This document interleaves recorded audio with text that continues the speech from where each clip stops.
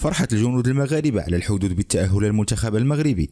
أثر التأهل التاريخي للمنتخب المغربي أمس على حساب المنتخب الإسباني لربع نهائي كأس العالم قطر 2022. الكثير من ردود الفعل والكثير أيضا من المواقف الوطنية ألحقه في ربوع المملكة أيضا وخارجها. الفيديو التالي نرصد لكم فرحة الجنود المغاربة البواسل على حدود المغربية الموريتانية في لحظة تاريخية ستظل عالقة في ذهن الجميع. ولا يحيطون بشيء من علمه الا بما شاء وسع كرسيه السماوات والارض ولا يؤوده حفظهم وهو العلي العظيم. يا حكيمي وهو العلي العظيم.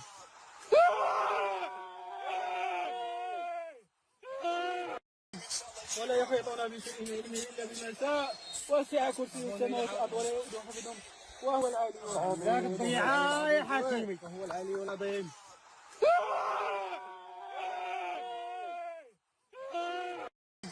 ولا يحيطون بشيء من علمه الا بما شاء وسع كرسيه السماوات والارض ولا يؤوده حفظهم وهو العلي العظيم. يا حكيمي وهو العلي العظيم.